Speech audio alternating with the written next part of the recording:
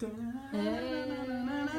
everybody, we are back from Emerald City Comic Con, and my voice is not entirely with us yet, but I'm gonna bear with me. I have sexy con voice. So I'm Kara. I am the social media coordinator, and with me today, Scotty, conventions events coordinator. Yeah, he helps put on all those shows. So let's give Scotty a hand. Good job, Scotty. Yeah. If you were there at Seattle, I know, still catching up. If you were there at Seattle, hopefully you came by. Maybe you came and picked up a convention exclusive like Critical Role. I don't know. We'll talk about the latest issue a little later on in this show. But for now, if you're tuning in, you might know the drill. You can win everything that we're going to show off here today if you just share this video. No need to email, just share this video. And that's about it. I'm going to let Scotty tell you about some of the questions that we have received lately. Remember, if you have any questions, feel free to drop us a line in this video. We'll try to answer it today or at least next week. Lately, we have had a ton of questions about ElfQuest because ElfQuest just had its final issue last Wednesday. Wendy and Richard Peeney have been doing signings everywhere. They did a signing in Portland. They've been at Emerald City. They will be at C2E2 and a bunch of other conventions. Go ahead and check out their website for the latest news on where they're going to be. And if you have any questions about where we're going to be, what our next convention is, C2E2, you can also look at darkhorse.com/conventions, and you can find our complete schedule there. That's right. And I believe more will be added as they're confirmed. Yeah, as we confirm stuff. Yeah. And if you had a chance to go to Emerald City, you probably saw our beautiful booth. Maybe you colored on our wall, took a picture in the photo booth. Yeah. Oh, by the way, our coloring wall, we're picking a winner this week, and it's going to live in our break room, and we're going to put it up. So we'll take some pictures and put that online so everybody can see who the winner was, and maybe you contributed it. I'll do a recap album as well on our Facebook page and our other social media channels.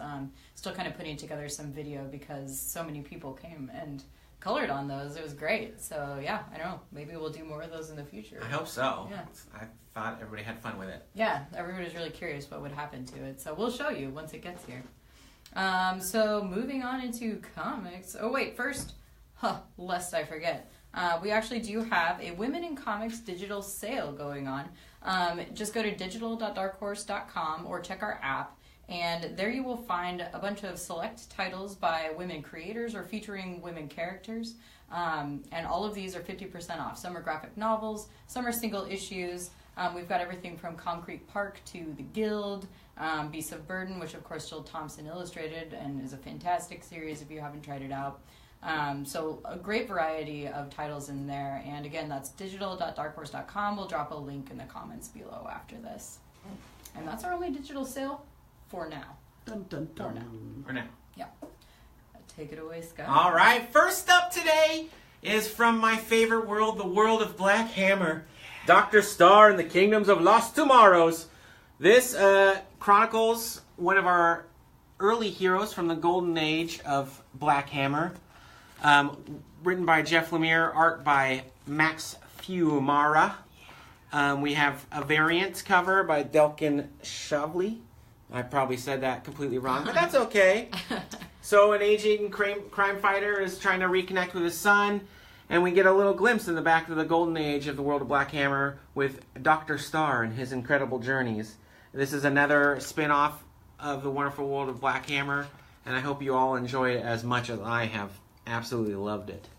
I love everything in this whole universe so far, and I love Max Fiumara's art. I think it's so good, and Dave Stewart colored it so you can tell the difference between like back in time and then back to the present. It's just fantastic. Yeah, the Golden Age flashbacks really feel like Golden Age comics. Yeah. You can absolutely see the difference in the age of our main character, and it's just, I can't recommend it enough. Yeah, very excited. Also, we have This Is a Beginning, whereas this is a finale for now. We have here Rasputin, Voice of the Dragon, number 5 of 5. This is the concluding issue of this pre-Hellboy miniseries.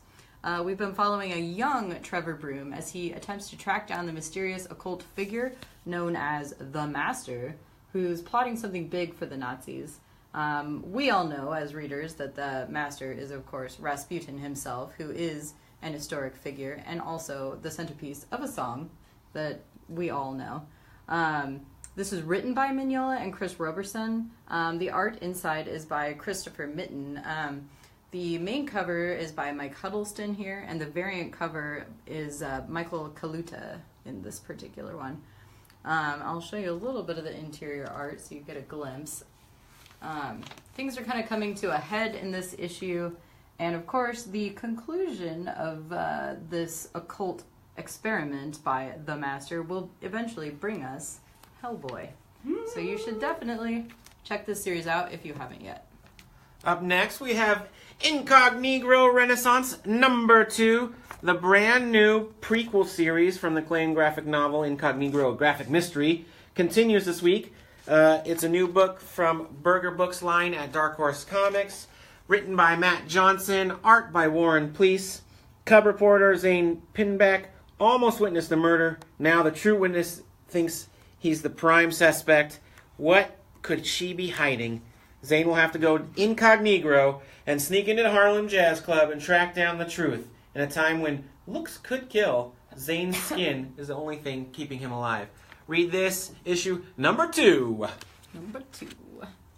And then we have a #3 with this cover, which is probably one of my favorite ever Mike Mignola covers. Look at him. He is a terrible, terrible creature, but he's so cute. This is a little musical note. We were wondering earlier, what might this bird sing at karaoke if he went? I don't know. Read it and find out, and you tell me. So this, of course, is Kashe the Deathless, #3. Kashe is, you will recognize him as one of Hellboy's foes from the past. Now they are both in hell, and Kashe is sitting down for a drink with Hellboy, just, telling him about his terribly tragic past. He was enslaved by the Baba Yaga, and she sent him on all these crazy missions, and this is going to chronicle one of them. So if you're not reading this yet, the interior art is by Ben Stenbeck. He's a returning favorite of Mike Mignola's to work with, and this series is just fantastic. If you love the folklore and occult nature of Hellboy stories, you will definitely love this. And again, let's just look at that cover, because, I just want to get a tattoo of it. Let's all get tattoos. It's fantastic. If you get a tattoo of this, please send it to us. I want to see it. Not that tattoo itself, a picture of the tattoo. Like a picture of the tattoo, correct. And, in a reasonable place. Yeah. Thank you. Yeah. Up next, completely opposite, is Chimichanga, the sorrow of the world's worst face. With artist Stephanie Buscema, Eric Powell returns to his all-ages creation, Chimichanga.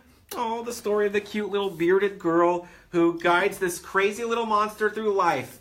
In Volume 2 here, they've met another misfit, a boy who is so ugly he hides behind the world's biggest bangs. He's hunted and on the run. Can he find peace and happiness at the carnival? This collects Chimichanga, Sorrow of the World's Worst Face, 1 through 3 in this beautiful hardcover. It's so pretty and so cute. Eric Powell and Stephanie Buscema absolutely knocked it out of the park with this one. And yes, that Buscema of that fame.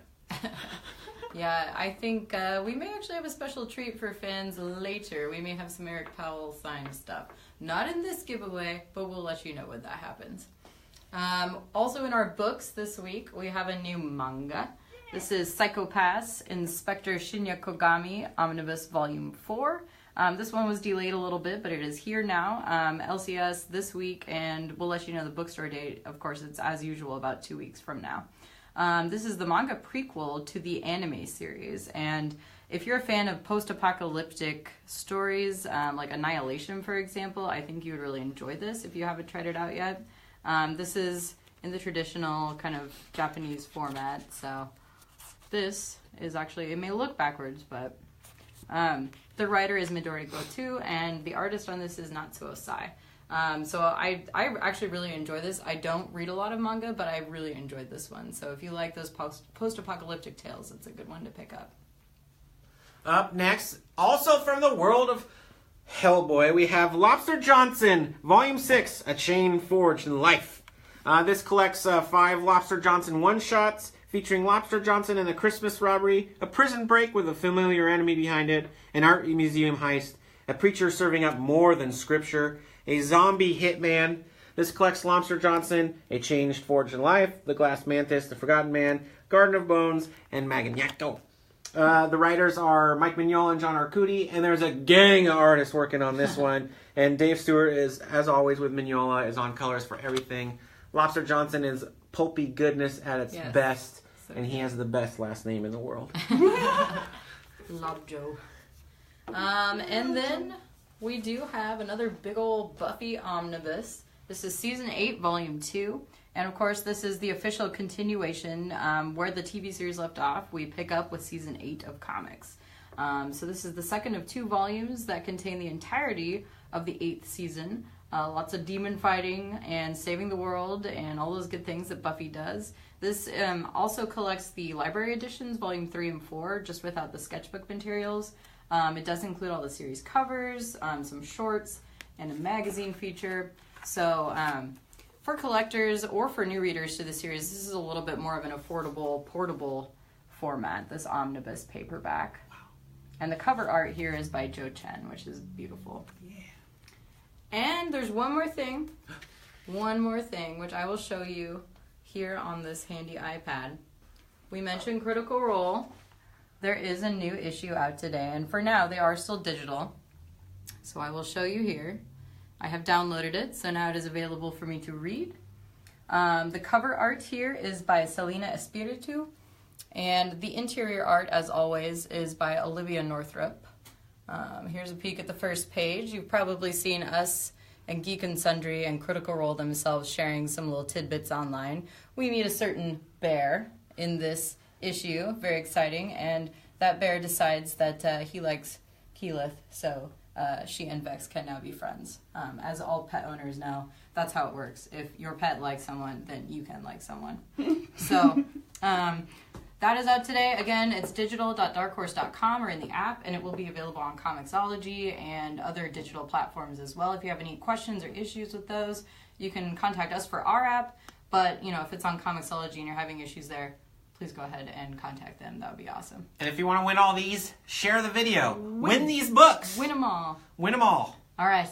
I think that's all we got. Yeah. That's all we got. Whew. Time for bed. I know. All right. If you were at ECCC as well, go take a nap. See you at T2E2. Yeah. Bye, guys.